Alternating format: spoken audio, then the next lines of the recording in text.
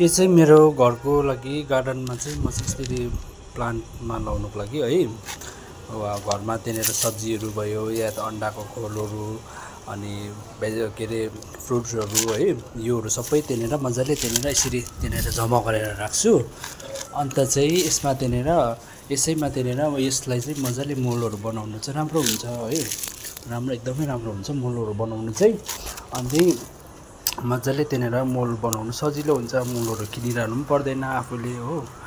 त्यसरी यो केराको भयो, यो त्यहाँनिर अब हरियो सब्जीहरू, अन्त अन्डाहरूको खोस्टाहरूदेखिको लिएर योहरू सबै मोल राम्रो हुन्छ कि मोलहरू बनाउनु चाहिँ राम्रो हुन्छ यसमा। अन्त मोल बनाउँदैछु म चाहिँ हो, मोल बनाएँ, यसलाई मजाले त्यहाँनिर फिटाएर माटोहरू मजाले मिक्स गरेर यो चाहिँ एकदमै राम्रो हुन्छ मोलहरू चाहिँ, यो मोलहरू बनाउनु चाहिँ।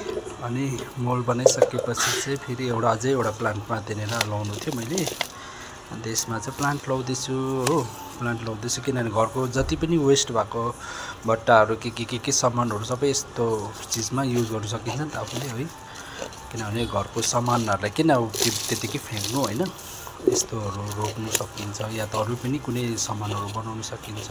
अन्त मैले चाहिँ यसमा चाहिँ यो बनाउँदैछु कि त्यहाँ मोल लगाएर मजाले त्यहाँनिर यस्तोहरू गरेँ होइन, मोल बनाएर एउटा अझै प्लान्ट लगाइरहेको छु त्यो।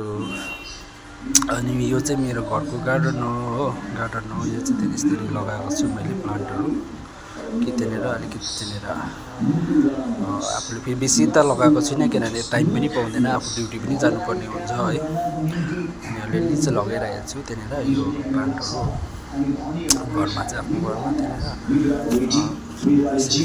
लगाएर राखेको छु। अनि यो त्यहाँनिर मनी प्लान्टहरू त्यसरी राख्न सकिन्छ हामीले है, प्रकारले मनी प्लान्टहरू पानी हेर त यसमा चाहिँ पानी लगाएर